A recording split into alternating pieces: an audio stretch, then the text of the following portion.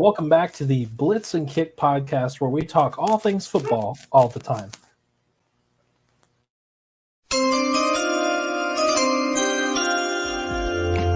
With the first pick in the 2023 NFL Draft,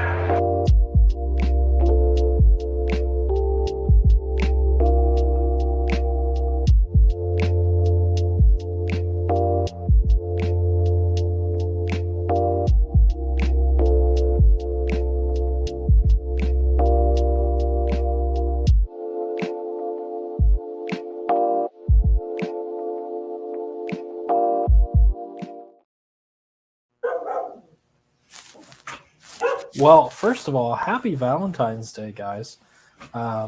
You're both representing Valentine's. Kyle's kind of got a reddish shirt on, and I've got one of the best love stories of this generation on my shirt. Oh, gosh. So here we are, guys. Without holding back here, let's go ahead and hop in to our mock draft 1.0. Kyle, we're up to the first pick. There's a lot of debate about this first pick. Where did you go with the first pick? Well, I kind of forget, but if you go to the next slide, I'll remember. I'm just kidding. It's a trade. I really want the Bears to keep Justin Fields. I do. I think for him personally, I think for the franchise, I think it's good to back your quarterback, to put all your chips in on one guy, to believe in him, to surround him with weapons. But it seems like they're not going to, from everything that we've heard. I think they're going to trade. So we'll see what happens here. Before we get there, I also have a trade for the first pick. For the same reason, I think the Bears are going to go after a playmaker instead of a play caller. So, Kyle, who did you have the Commanders taking first overall? Yep, so the Commanders went ahead and traded with the Bears here. I have the Commanders taking Caleb Williams. Now, again, I think Caleb Williams will be the number one pick no matter what.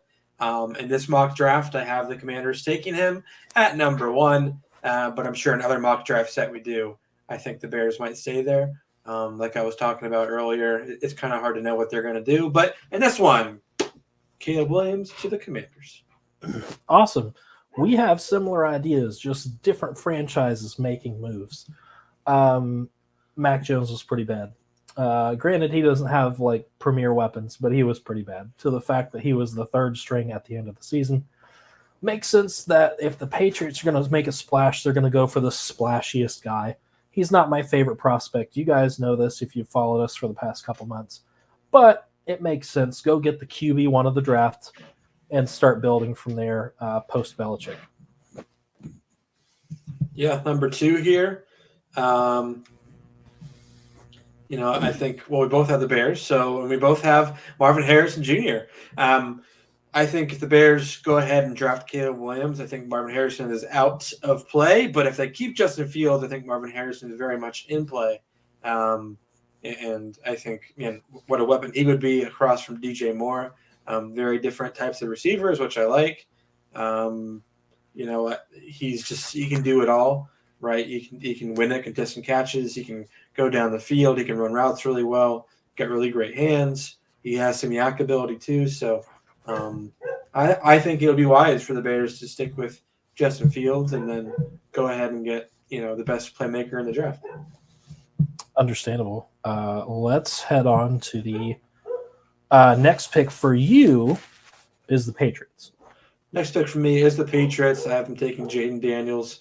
Kind of a weird career at Arizona State, but what a weapon he was at LSU. His running ability, his passing ability, very accurate. Now he has really good weapons, of course, but he was on fire with LSU this last year. And I think the Patriots have to take a quarterback. I think they have to. And whether it be Jaden Daniels or Drake May, I think people will fall in love more with Jaden Daniels based on his athletic and running ability. But I wouldn't be surprised if they went ahead and got May either. I think they need one desperately. I understand they don't have the weapons yet, but you can go ahead and listen. Free agency is wild with running backs. You can definitely trade for receivers. Like, it's definitely possible to revamp an offense in 1 year. But they need a quarterback, man. Like, they need to liven up that offense somehow, some way. And I think Jaden Daniels from day one can step in and just provide a jolt of energy to a franchise that sorely needs it. Yep. I realized I messed up the order, but this is probably how it's going to fall anyways. Commanders, Jaden Daniels makes sense. Dude is driving himself up mock draft boards right now. And it's hard not to when you score 40 touchdowns, 1,200 rushing yards, and just absolutely demolish a conference that's pretty well known for good defense. I think he is the QB1 of the draft. I think people want Caleb Williams because he has that, not saying he is Mahomes, but he has that Mahomes level ability to stretch plays, ability to work out of the pocket, ability to find things and make them happen. And Jaden Daniels is just quite the opposite. He can just take over a game. Good dual threat guy. The Commanders would be thrilled with this pick. For sure. Let's go on to the next pick, which Kyle, you have a trade. So I have the Giants, I believe, coming up at number 4 with the Cardinals. The Giants are now on the clock for me at number 4. Yep. And I believe, Drake May.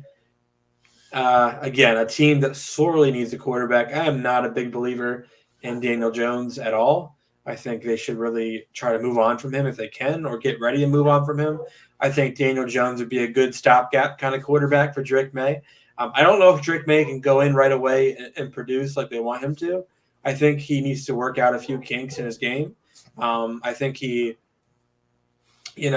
think with North Carolina this last year, there were definitely some regression. I think we saw that in his stats and his play.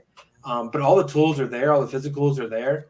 But he does have the ability to throw in the middle of the field, and man, he's got an arm. Like, he has everything that you want. It's just he didn't have the greatest last year. That's kind of why we're seeing Jaden Daniels really rise, Bo Nix rise, even JJ McCarthy and Penix, because they had a really good last year. Like, they did what? Like, they performed well, and that means a lot. So I think the Cardinals also, it would be wise to trade back and keep on getting picks, man. Like, they need it. They need to retool. I like the direction that they're heading in, but they just need a lot more guys everywhere. So I think it'd be smart for the Giants to get a legitimate quarterback and one that, if Dable sticks around as your head coach, you could still do some running stuff with him because he does have that athletic ability.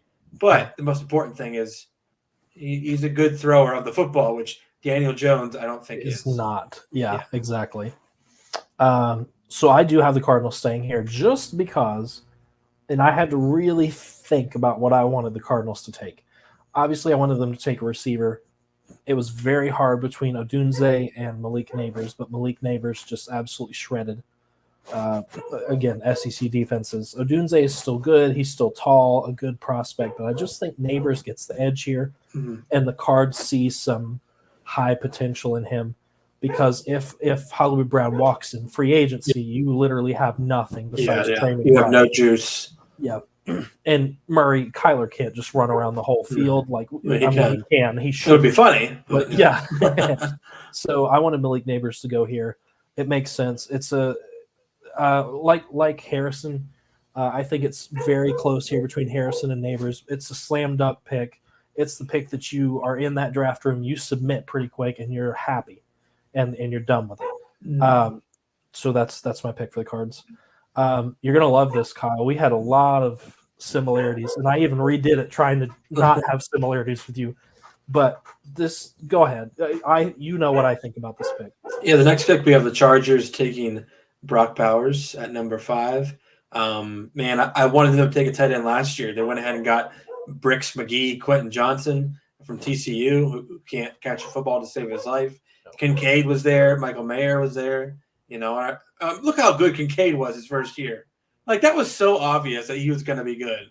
So it's idiotic that they don't even take a chance on that guy, and they went ahead and got a receiver that's, they might draft another receiver. I mean, essentially with Brock Bowers, or if they go ahead and get No Dunze here, which I've seen them get in a lot of mocks, you're basically saying, we don't really trust in Quentin Johnson already, but also part of it's, Keenan Allen and Mike Williams is hurt, but they really need a playmaker in the middle of the field. When when your offense is at your best, you're throwing towards the middle of the field, and Herbert can do that, right? Like we know he can do that. Brock Bowers is a little smaller than I think we think. Colleges kind of inflate their height and their weight, and he's already like 6'4", 240 to begin with. So I wouldn't be surprised if at the combine he'd be a little shorter and a little lighter.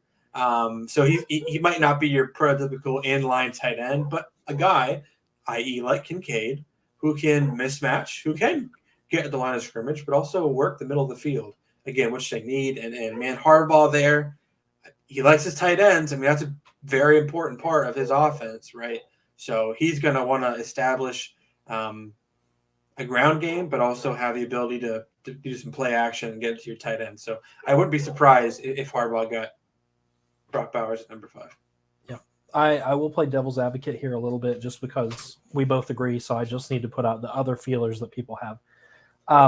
This is a splashy pick. If you want the truth, it's a splashy pick. And sometimes draft rooms don't like splash.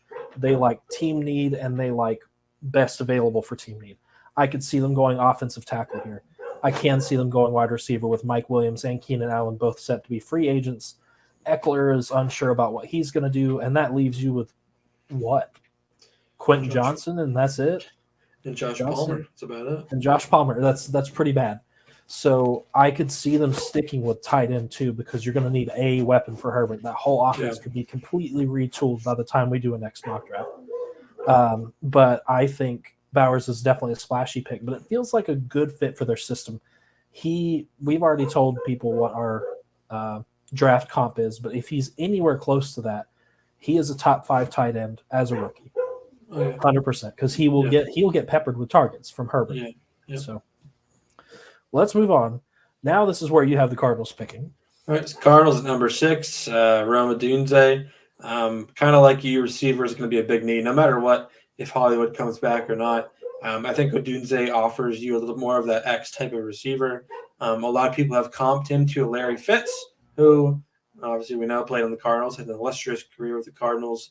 I think Odunze, Neighbors, and Harrison are all very close, in my opinion. Like, I don't think you can go wrong with any of them. So getting a guy like Odunze who can stretch the field but also operate in the middle of the field, and I like this fit a lot.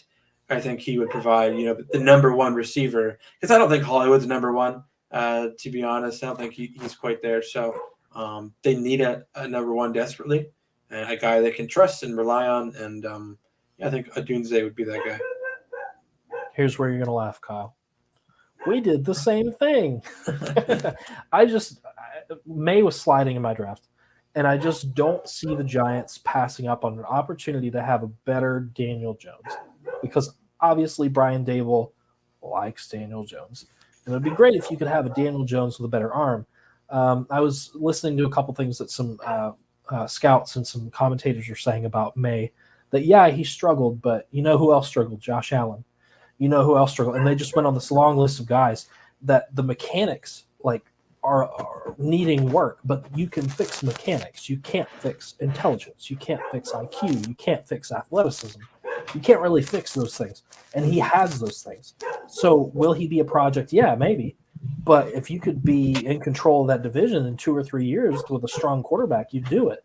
Yeah. And Daniel Jones has just never, ever taken over that division or that team. I don't think he's ever taken the next step, which, no. Yeah, part of it is his surrounding cast, like, no doubt.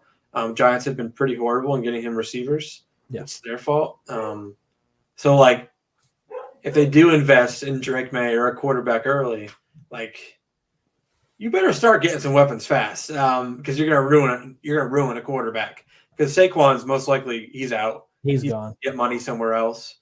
Darren Waller's old and has been, so you're left with a kind of still a depleted offensive line, and Evan Neal, they're not sure where to put him. A tight end 2, and then mediocre number 3 receivers. So it's a bad offense, and I think if you took any player here, like if Brock Bowers was on the board, if they had an O-lineman at the top of their board, if they had a receiver at the top of their board, I don't think any of those would be wrong, because they're all desperately needed. But I just can't see how them long are you passing going to on. wait for a quarterback, right? Exactly. Next year's class is probably not as good. There's a lot of them here that could be good, that have the ability to be a number one, to be your guy.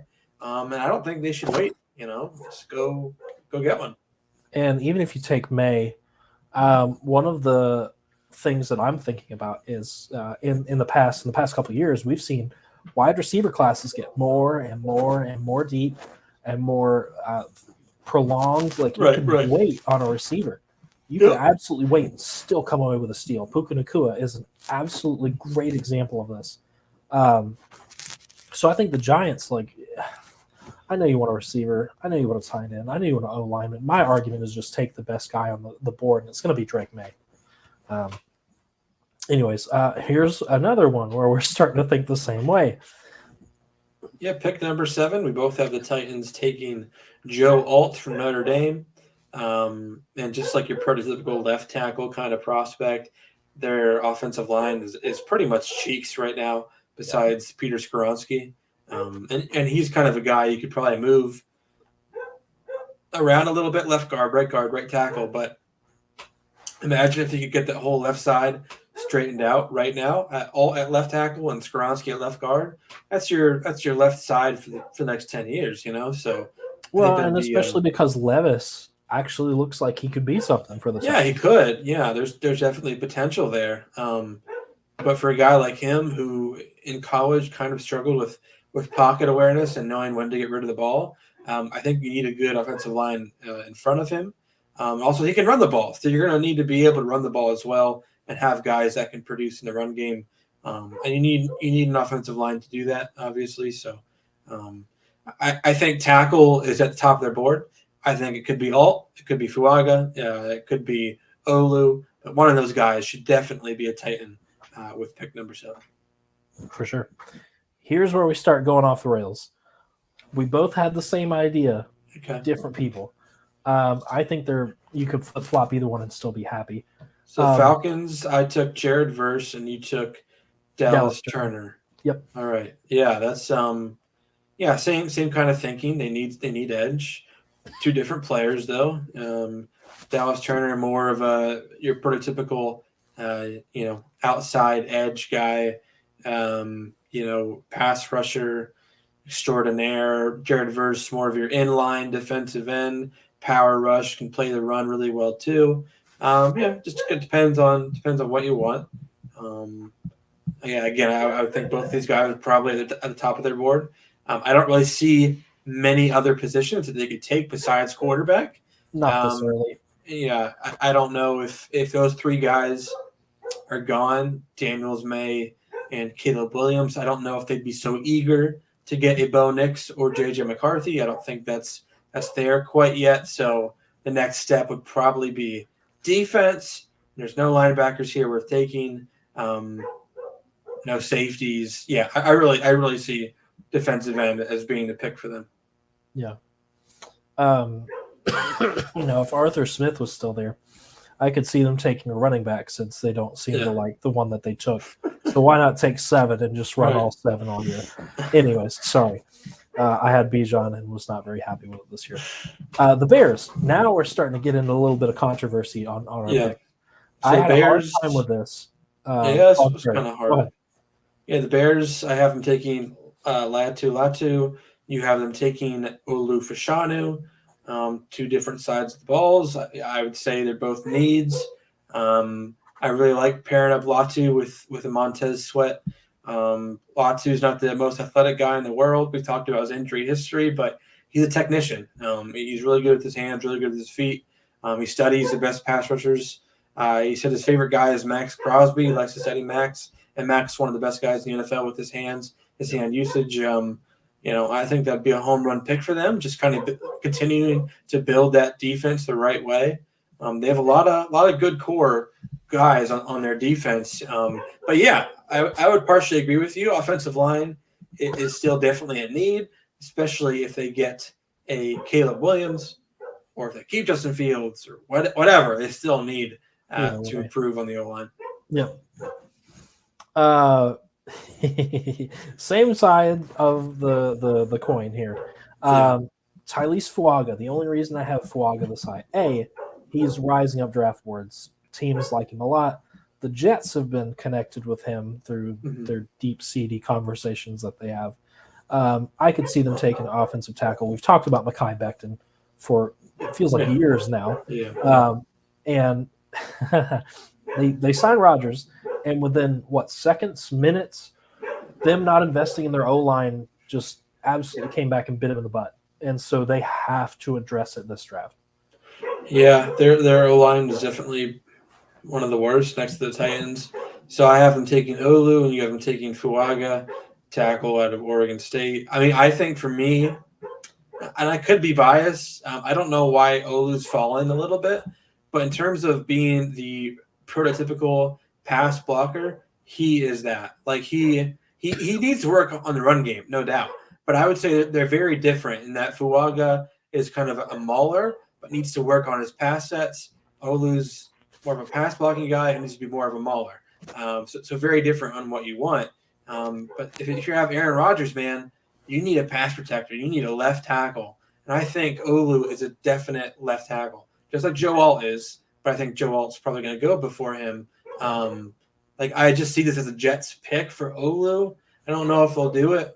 But I just think they need a pass blocker, just a guy that can, because Aaron Rodgers is going to be back there 30 times a game. I want a guy that I know can protect his back, protect his backside. So I like Olu here a little bit better, but you're right. Fuaga's rising up quickly.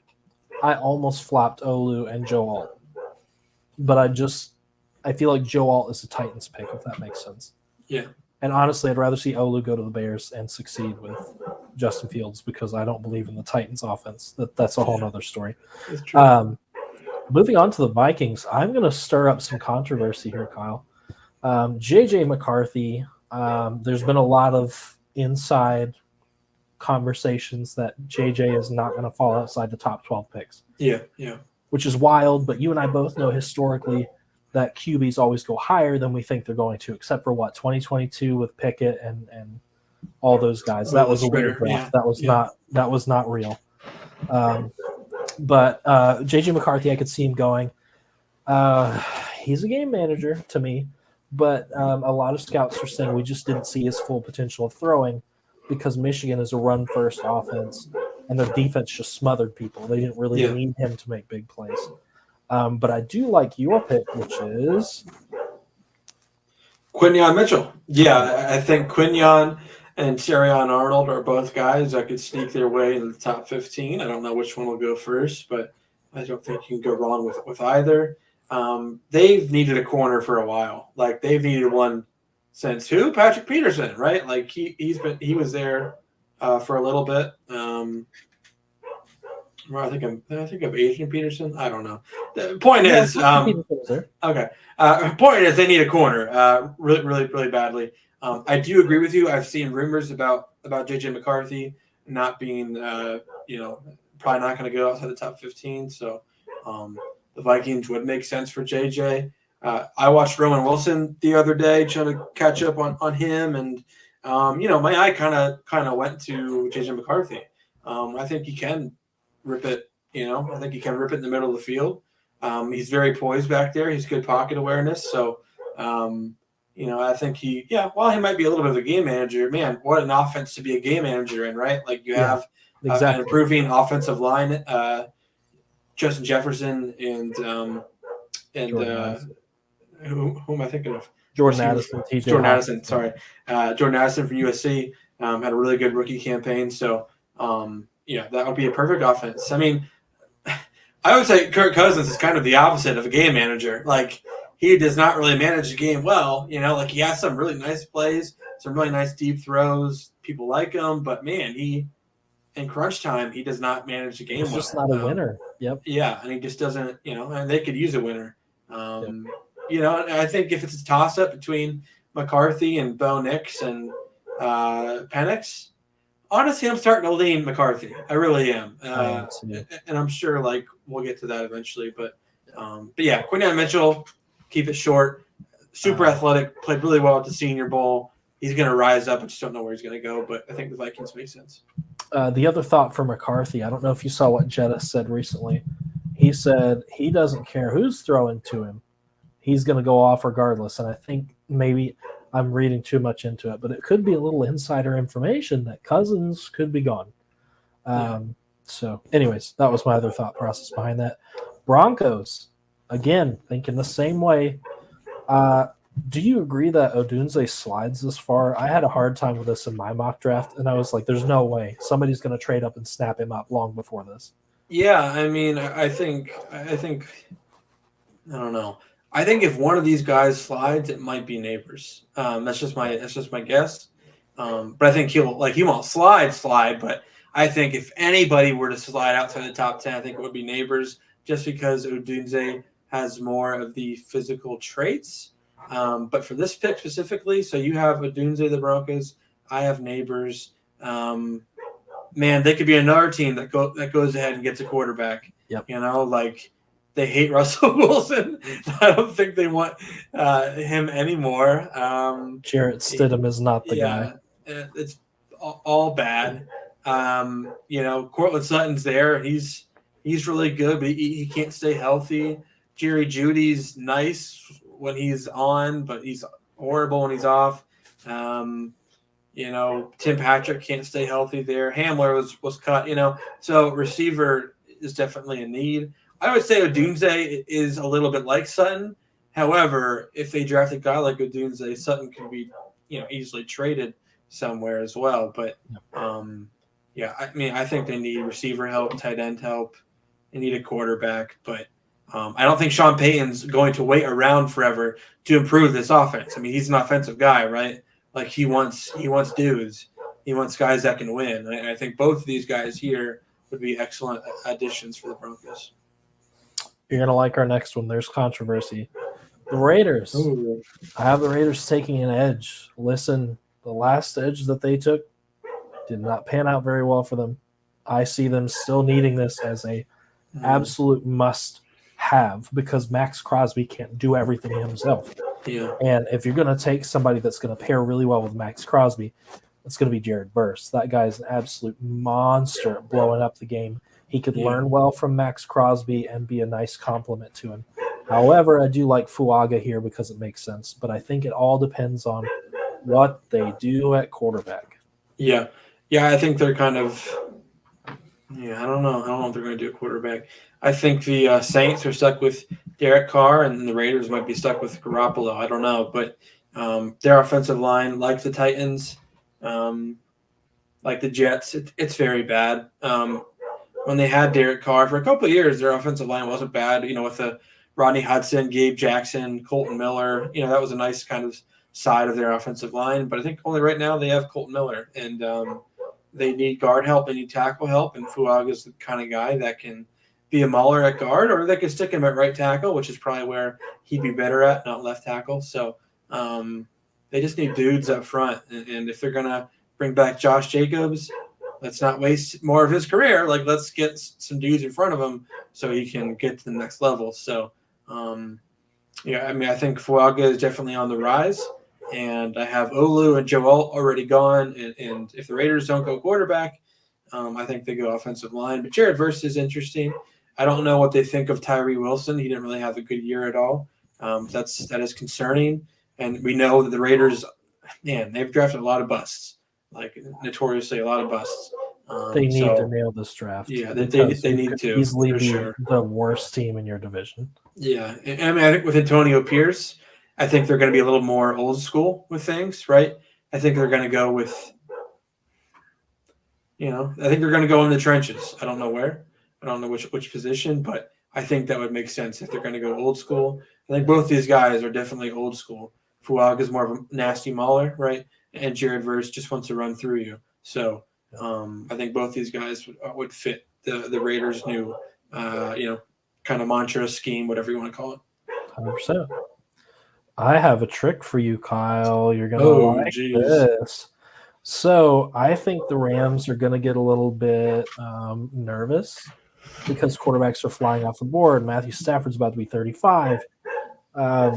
There's lots of things that just fall in favor of the Rams needing to make a move and make it quickly. With that being said, I see them moving up to take Bo Nix. The Saints don't really need anything huge that they can't get later in the draft. I know who I think they should target, and I absolutely think they can get him later in the draft. So it just makes sense. Ship out, get some more picks, build some stuff up around Carr. You sign him for a reason. You want him to win. The Rams are teetering on rebuild, so it makes sense that they're going to want to get a quarterback in to learn behind Stafford. Nix, I don't want to say this, Kyle. Nix is not bad. He's actually a halfway decent quarterback. And Yeah, it's I not mean, because he he's played for Auburn. I just think he's dependent on the offense he's in. But if you're going to take a quarterback and you're going to take one early, I'd rather have Nix over Penix. And that's I probably think going to be the statement you don't love. no, I agree with it, and here's why. I think Stafford is nearly done, but their weapons aren't.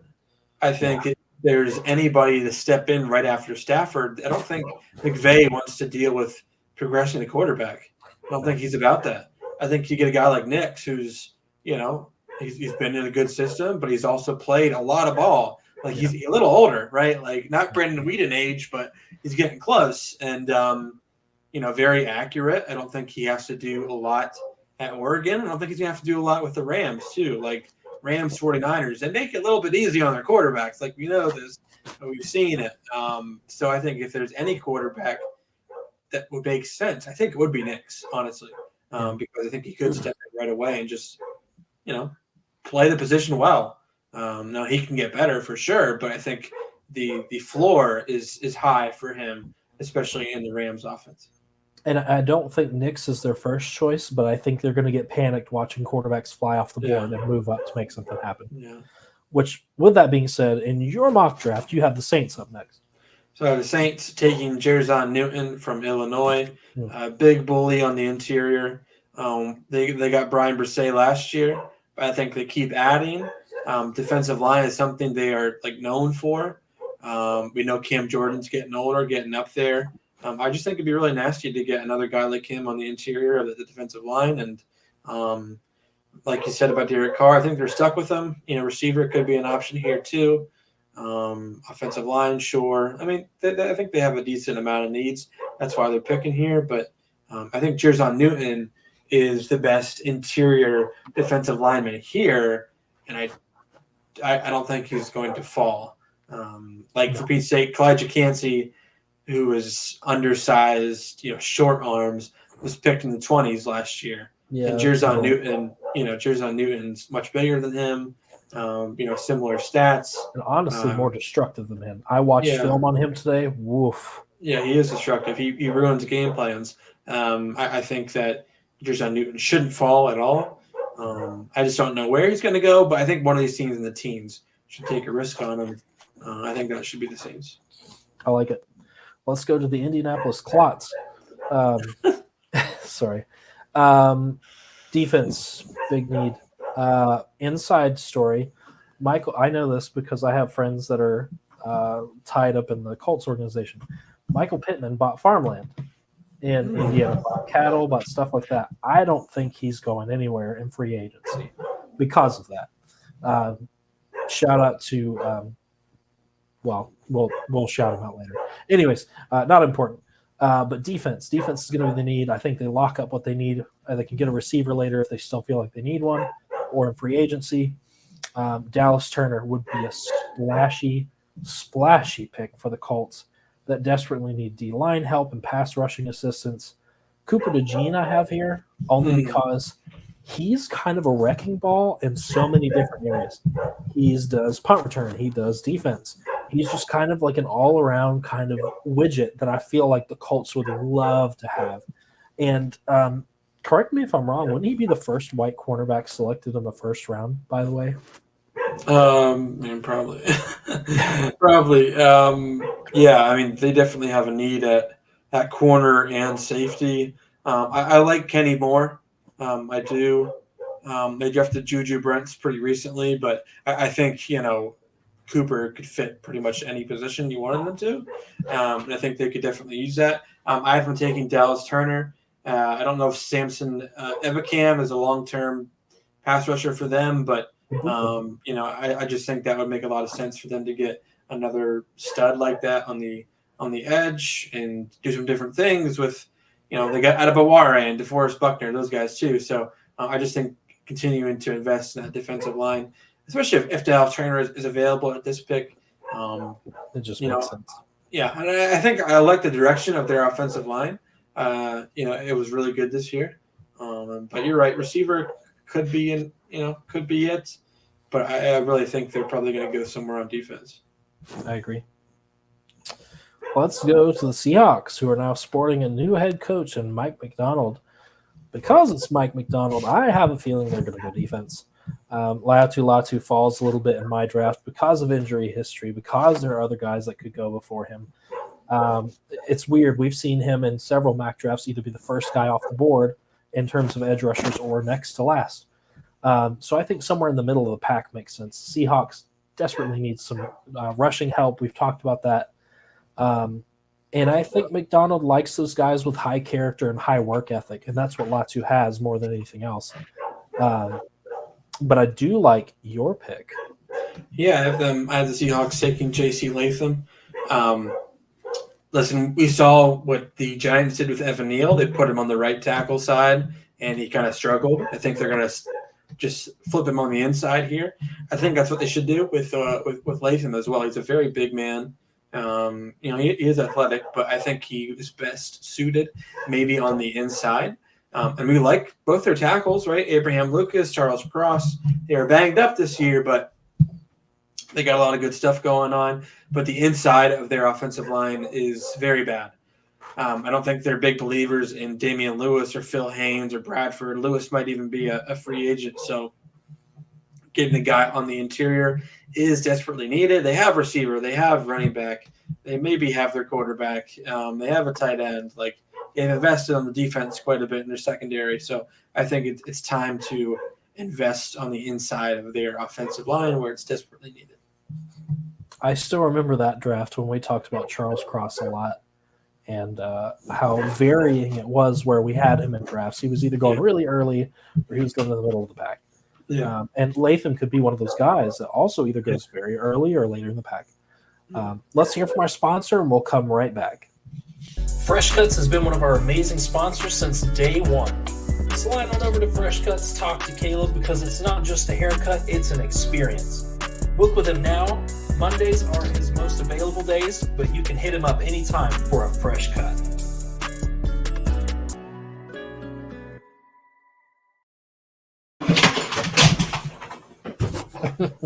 Kyle's going to step away for a second. If you don't know, Fresh Cuts is a local barbershop in Marion, Indiana, run by Caleb Kemper. He's a good friend of our podcast. He's a good friend of mine. He keeps me looking nice and fresh quite often. Go by, give him a call, go by his website, look to see if you can get in, because he does great work for cheap. And again, it's more than just a haircut, it's an experience. Really enjoy having time with him. And I'm sure he's probably watching or going to watch at some point, which is great. We do like him a lot, and I appreciate his sponsorship of us.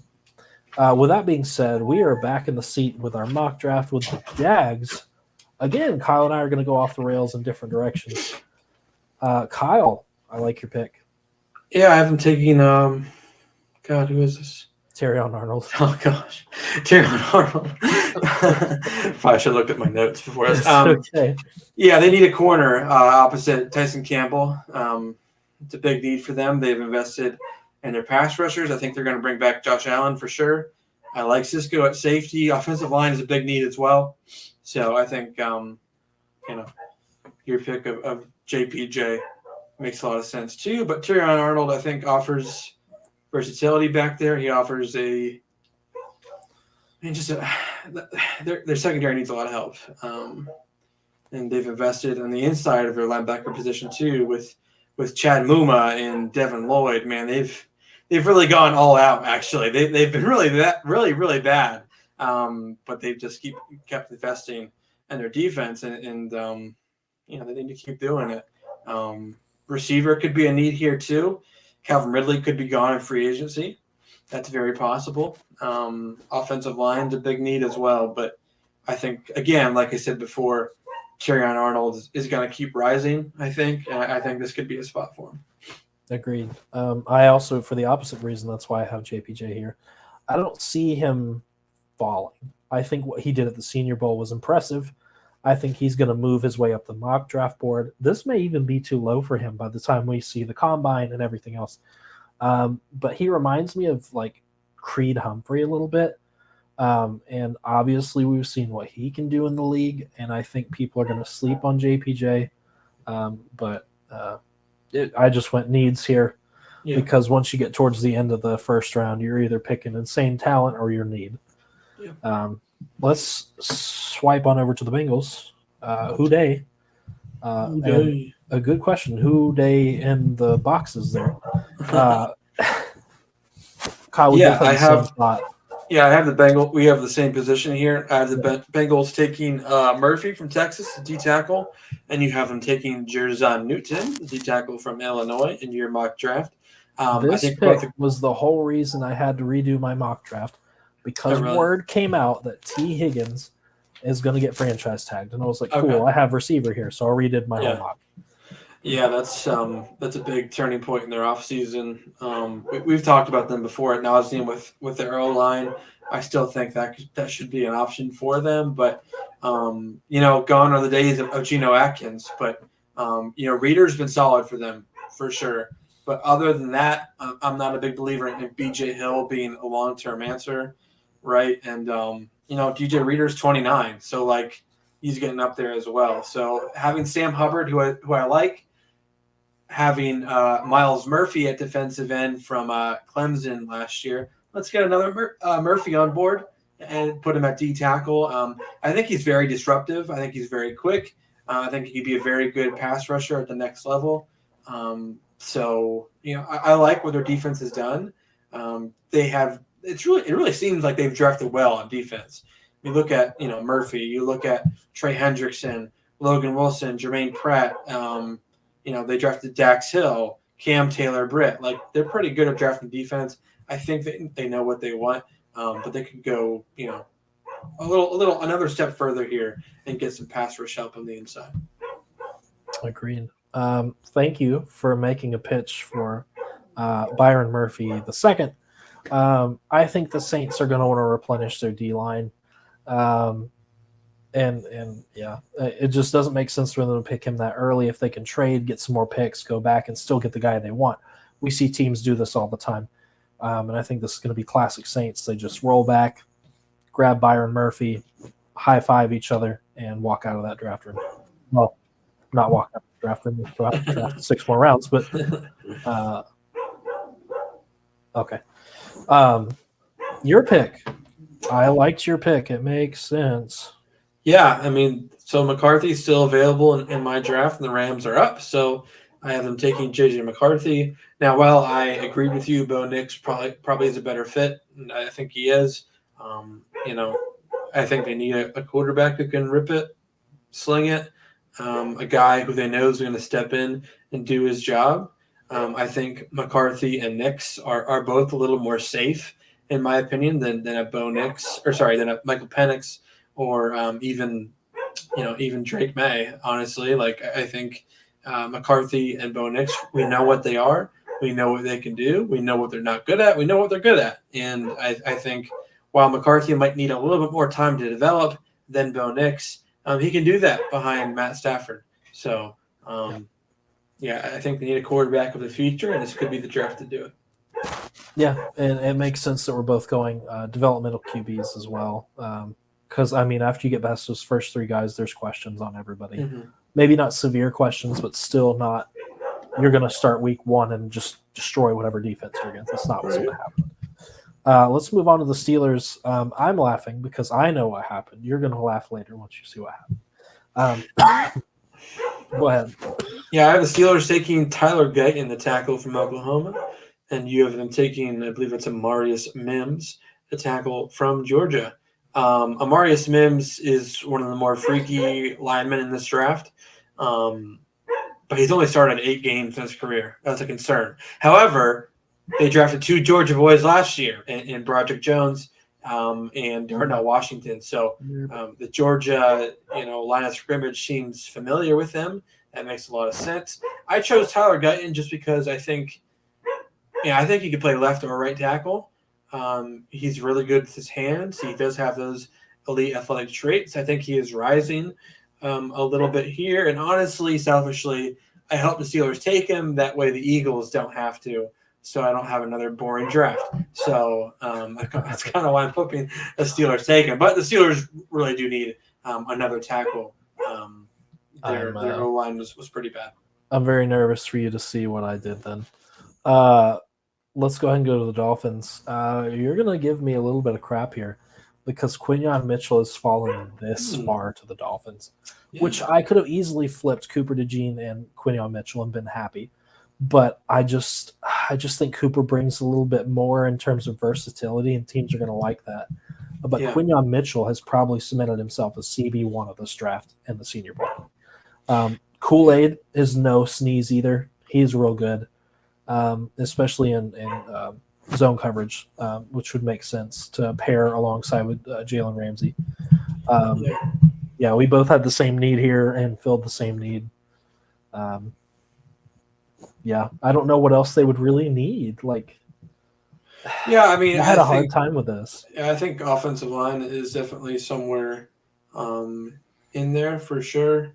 But they have,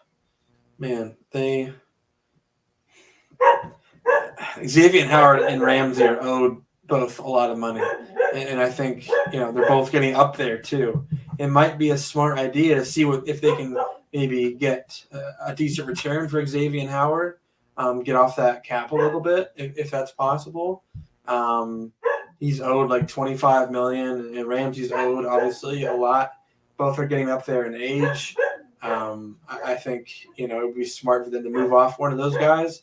You can't dedicate like 1/8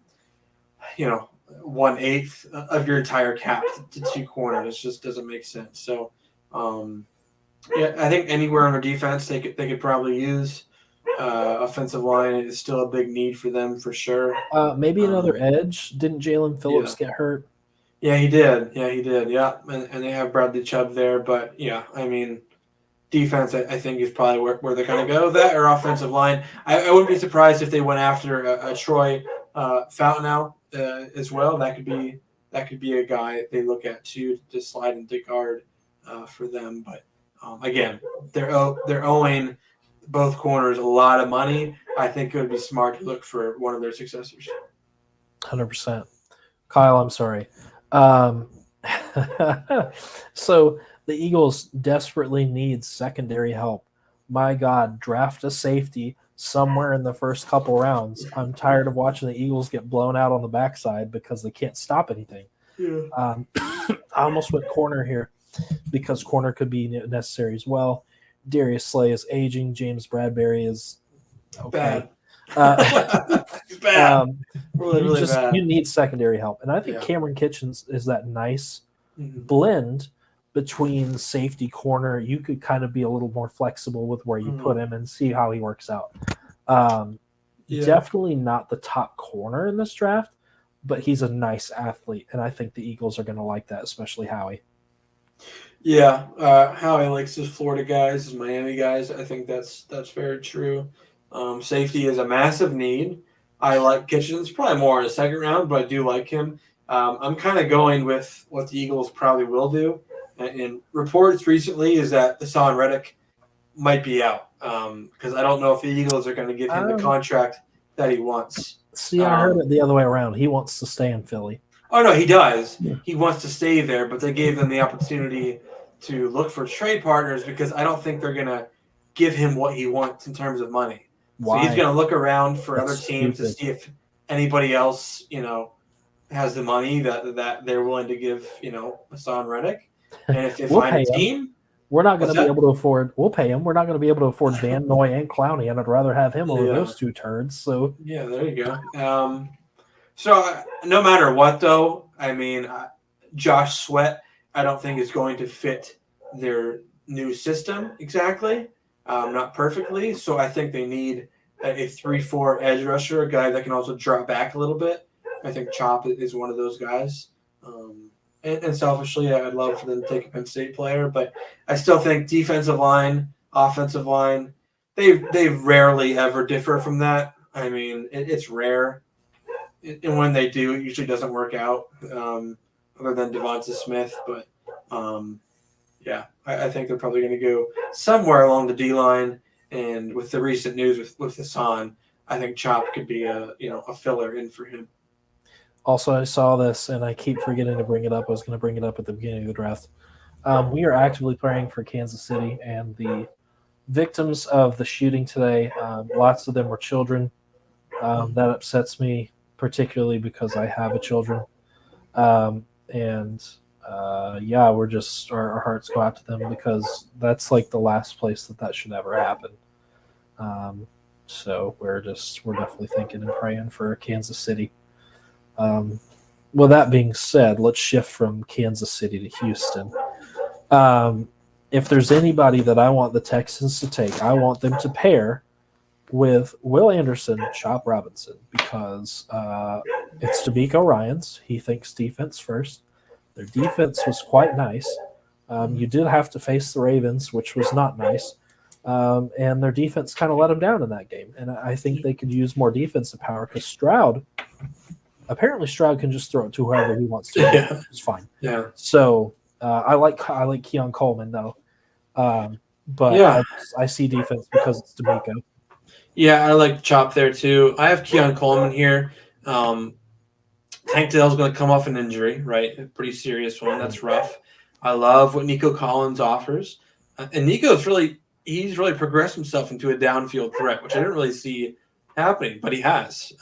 That's partly because, like, you're right. I think CJ Stroud can probably make anyone look good. That's what he seems to be doing right now, is making everybody look good. But I think they could definitely use another receiver, especially if Tank Dell is on the mend. And Tank Dell's not an outside guy anyway, really. So, but getting a Keon Coleman here, I think would make a lot of sense for them. Just another big body target, man. I mean, they could do so many things. Screw a tight end. I don't even know if they need a tight end. Just stick 4 receivers out there and let CJ Stroud just, my God, he's so accurate. I don't think you have to really confuse anybody. Just send your good receivers out there. I think they'll find someone open. So. I like Keon Coleman a lot here. I don't know where Keon's going to go. He is one of my favorite receivers in this draft. I think he provides a lot of juice at the outside level. But, yeah, I think Texans, they could go outside linebacker here, defensive end like you have with Chop. That would make a lot of sense. But I like Keon Coleman here too. Speaking of a team that I wanted to put a linebacker here, but it just doesn't make sense for a linebacker to go in the first round, the Dallas Cowboys. Look, just about everyone on their O-line is about to be like 4,000 years old. It would make sense for them to go and get somebody young and start rebuilding the offensive line, especially because you couldn't get Tony Pollard to walk half an inch behind that O-line. That was pretty bad, first of all. Dak Prescott's got a slew of weapons. That defense is good. There's a couple pieces they need on that defense, but build the offense. The offense is just desperate for help because in the games where they played crappy teams, incredible offense. In the games where they played real teams with real defenses, they fell apart. So it just makes sense to protect your quarterback, establish the run game. J.C. Latham here in this late is a steal for the Cowboys. Yeah, I mean, that makes a lot of sense. Tyron Smith is a free agent, and he's getting up there. So I think you can either put Tyler Smith at tackle or keep him at guard. The other side is Zach Martin, who's aging, and Terrence Steele, who was very, very bad. So, that could be like 3 positions that they need soon, 2 or 3. So tackle, guard makes a lot of sense here. I have Cooper DeJean. I think Stephon Gilmore could be on his way out. I like Trevon Diggs. I like Deron Bland for sure. But I think Cooper DeJean could play nickel a little bit. I think he could play safety too. I think he could provide like a lot more depth back there and provide a lot more playmaking ability back there. But also someone who's smart too. They lost Dan Quinn. They have Mike Zimmer now, and Mike Zimmer, like, who was he with the duration of his Vikings career? Was Harrison Smith. and a really intelligent white safety corner, I think that can make a lot of sense there with the Cowboys. Yeah. Here's what I thought was funny, Kyle. If you remember what the Steelers did a couple slides ago, we have the exact opposite for the Packers. But it makes sense. I have to say, for one of the youngest teams in the league, Jordan Love did a fantastic job with what he had. However, with young quarterbacks, you got to keep them upright. And I think Tyler Guyton is a good fit for the Packers. Sorry, I'm dying. Go ahead. Yeah, I mean, no, you're right. Tyler Guyton, you have him to the Packers, and then I have Marius Mims here. I think both athletic traits, right? I think that's what we're thinking here. And the Packers are very good with developing linemen like that. Very, very good. We look at Elston Jenkins, a very athletic lineman. They drafted Rasheed Walker from Penn State last year. They've developed him quite nicely. But I think, David Bakhtiari is going to be gone soon. I don't know if Zach Tom is a long-term answer. And then John Runyon at guard. I think he played very well, but I don't know if he's a stud necessarily. So I think offensive line is a big need for them, and getting a right tackle with either of these guys, or maybe even moving Zach Tom left tackle, or moving one of these guys to left tackle, I think makes a lot of sense there in developing these traits. But corners a need too for sure. Maybe nose tackle could be a need too. But I think what we're thinking here is that they're really good at developing O linemen. They need an O lineman, and this is a really deep O lineman class. So I think they'd be happy with either of these guys. For sure. Tampa Bay Buccaneers, we had some differing opinions here. I took the Senior Bowl stud Darius Robinson. Edge is a need. Actually, their whole defense is kind of a need. Like, they just kind of look mid. Yeah. Which was very unfortunate, because a couple years ago we would have said their defense is one of the best defenses in the league. Like, they fell off really hard. They lost a lot of key pieces. And I think they need to get back to what's easy. And they did a good job of that last year by taking Kalijah Cansey and taking those guys that just like to disrupt the game. Darius Robinson, from what we saw from the Senior Bowl, absolutely disrupts every single play he touches.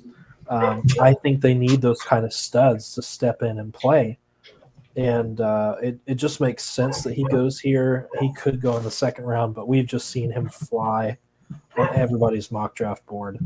And the Buccaneers would be a good home from him. But I do like your pick as well. I do like JPJ. Yeah, I mean, they just lost Ryan Jensen, who I'm pretty sure he retired. That's going to be a big need for them. And Jensen was, he was an athletic center, but he was also kind of a gamer, and he had a personality to him. From what I've seen of JPJ, he's very similar. He's a gamer. He's got a great personality. He's very physical. He's very aggressive. He likes playing the position. I think he's a leader.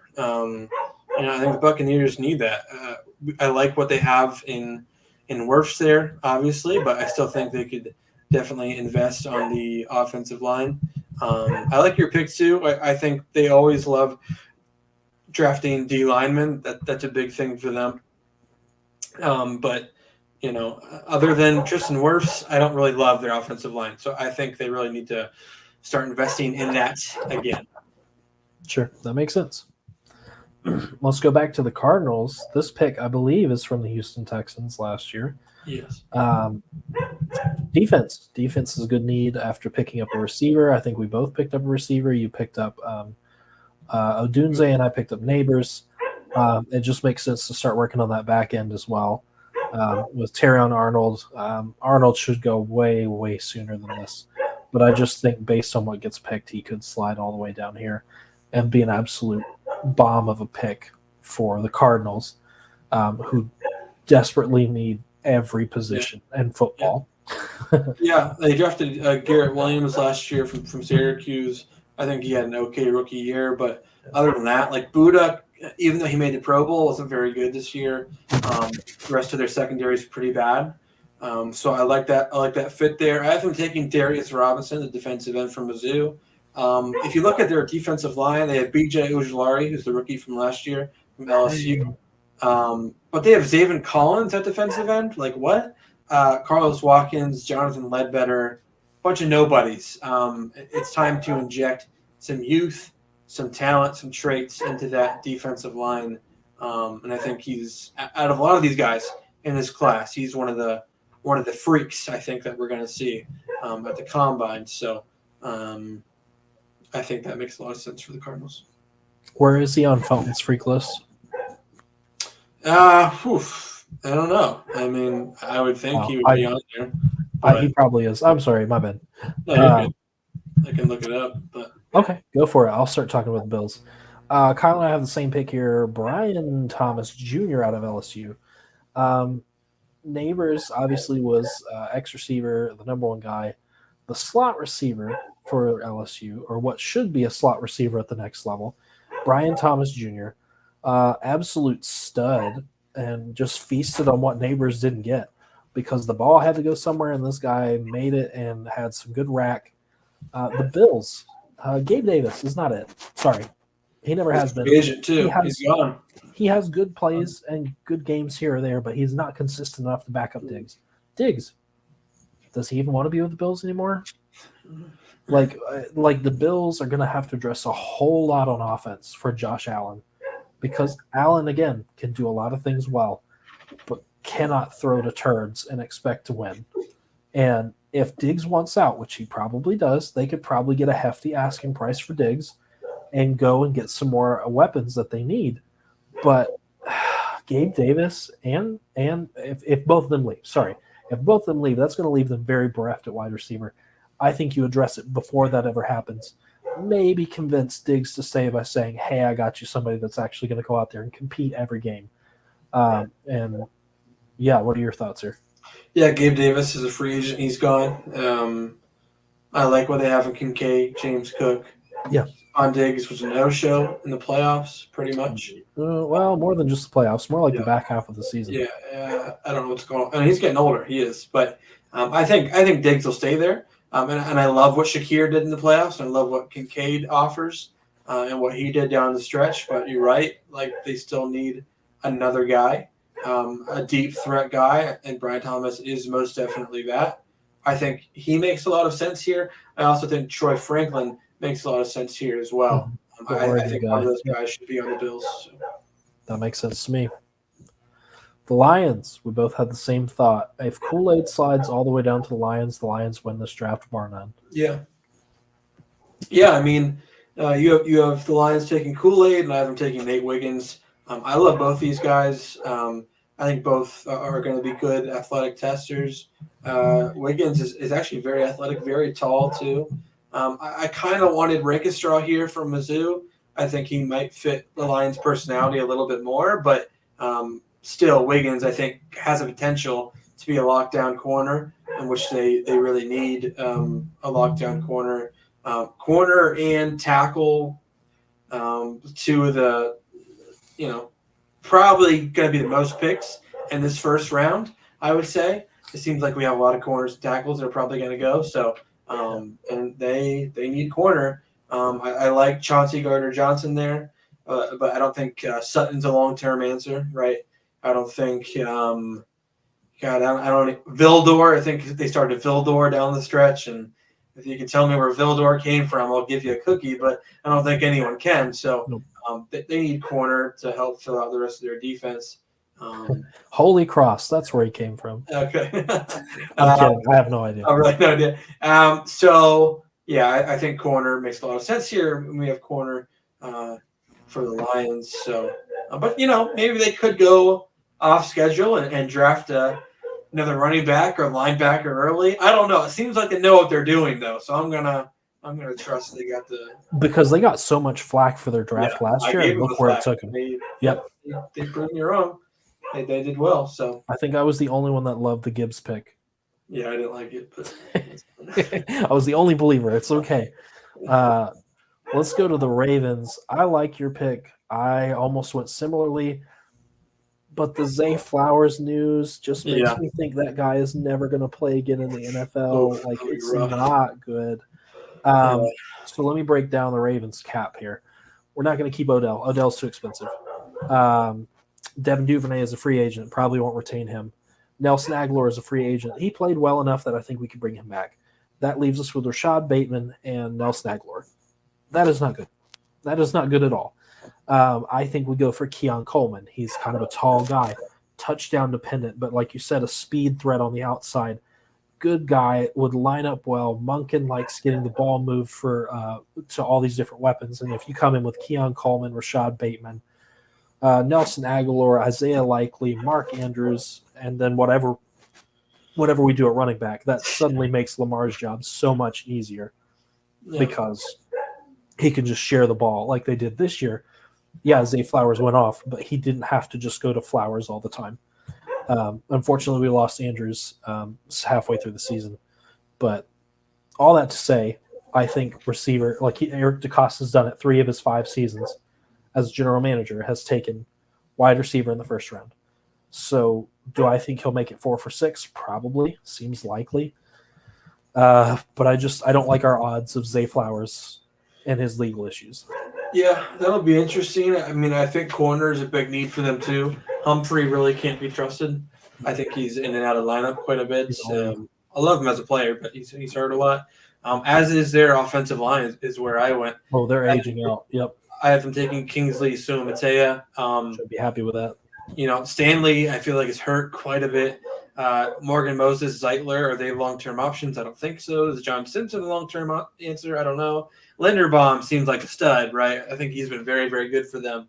But outside of him, I still think getting a offensive lineman there would make a lot of sense.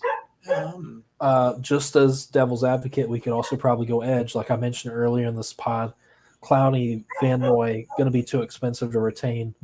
Owe is the only guy there. Ojabo is supposed to be coming back, but Ojabo and Owe are very young. They could use some veteran presence or another guy to kind of support their rotating defensive line. So just as a third option, edge is probably there too, if somebody is worth taking at this point. Darius Robinson would be my pick, but if he's gone, don't even worry about it. We can address it later. Yeah. 49ers. If Cameron Kinchins did not go to the Eagles in this draft, I would have put him here. Ufonga was hurt. Dre Greenlaw is hurt. We don't know about Greenlaw yet. Their defense took a lot of shots throughout the season, throughout the Super Bowl. But offensive line is probably the first thing. Troy Fautanu makes sense to me. I almost put Jordan Morgan, but I like Troy Fautanu better than Jordan Morgan. Yeah, the Niners, it's rough, man. Like, Trent Williams is near done. The rest of their offensive line is Aaron Banks, Jake Brendel, John Feliciano, Spencer Burford, and Colton McKivitz. God, I don't know these guys. I truly don't. I know Aaron Banks carries. Yeah, I know Aaron Banks just because he got drafted by Chip when Chip was the head coach of the Eagles. No, I forget. Was he the head coach of the 49ers for a little bit? He's been everywhere, dude. I don't know. I don't know, but I remember when Aaron Banks got drafted. Anyway, I don't know if you saw that on X or Twitter, but John Feliciano called out Spencer Burford for missing a block, and they're both guards. So one of them's probably gone. Yeah, he was the head coach for the Niners in 2016. They drafted Aaron Banks, but the more you know. Yeah, they really need offensive line help, and I think this guy, Troy Fautanu, can be a tackle, but I think he could be an even better guard. And listen, if you're going to keep Brock Purdy back there upright, which they didn't do a great job of in the Super Bowl, I think getting a guard would help. And also, the best magic for Brock Purdy is having a really good run game. So, you need to invest, even though McCaffrey is amazing, you still need a good offensive line to carry you a little bit. So they haven't really invested in that at all. I think it's time for them to start doing that. I agree. Now, before I reveal our last pick of this draft, Kyle, we had the same position, but we went 2 very different ways, and I'm excited for you to see it. So we have 2 very different guys here, 2 very good receivers here for very different reasons. Kyle, McConkey, Chiefs, why? My thinking for McConkey is right off the bat, he is everything that the Chiefs receivers currently are not. Um, he catches the ball. He runs good routes. You could have just stopped there. He's he's a safety blanket. I think he does have some speed to him, but also my thing with the Chiefs is Patrick Mahomes is going to be here forever, right? I think that's pretty much set in stone. Travis Kelce is not going to be. I think Mahomes could use a guy that he can trust for the next 6-7 years.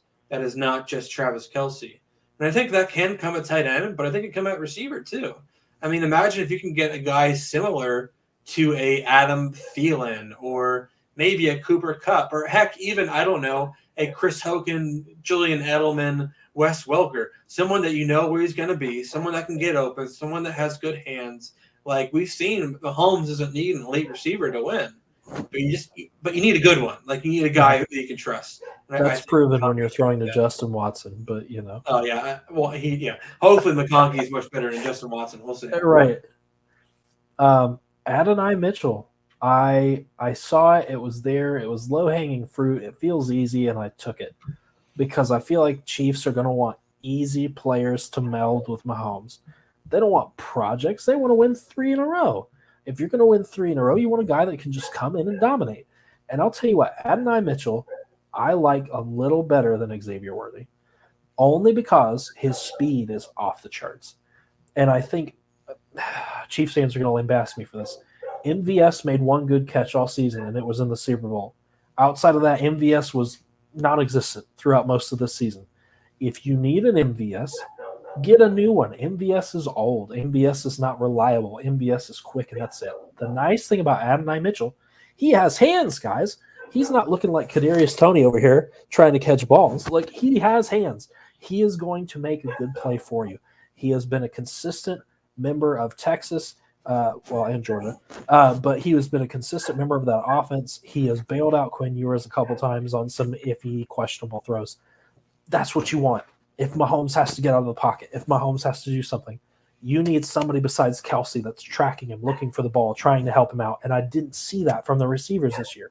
The only time they succeeded, like on that stupid corn dog play at the end of the Super Bowl, it was an exact route. It was exactly how it was supposed to be ran. When that doesn't happen, that's when we saw Mahomes rattled so bad against the 49ers early in the game. He could not get his receivers on the same page and had to try to extend plays, and that D-line was all over it. Adonai Mitchell makes sense. Lad McConkey makes sense. Someone reliable. And the Chiefs have Kelce and Rashee Rice, and that's it. And if that's all you have, that's very bad. So it makes sense to have depth. Yeah, I think what the Chiefs showed is, they can make it work with different guys, right? It was harder for them this year, but they figured it out. Yeah. But like Andy Reid's still there, and he loves his chess pieces. I think if you get another dynamic receiver, just even a good one, you can do so much with Rashee Rice in the screen game, in the sweep game. But I don't think he's not really an established receiver yet. I don't think they have one. I really don't. Like, I don't think they have a guy that can go out there, run routes, get open. Like, they don't have that, which is why it's so impressive that they won the Super Bowl. So to get a guy like that, I think would make life a lot easier. I don't think you need to go out and reach for a running back. I don't think you need to go out and reach for, a tackle, which they probably could use one. Probably. But they're paying Juwan Taylor a lot of money, so good riddance. I think getting a cheap receiver for 5 years, right? First round, 5 years, man, that's what you need. Like, you need guys to step up during your, hopefully not, but more than likely 3-peat. So, yeah. That is the end of our Valentine's mock draft, guys. Shoot us a message in the comments, leave a like, follow, let us know how you felt about this mock draft, because we won't bring you another one until we are at the Combine doing live ones every evening for you. So, happy Valentine's Day. Hug your football tight. Give it a big old smooch from both of us, and we'll see you guys next week. Later.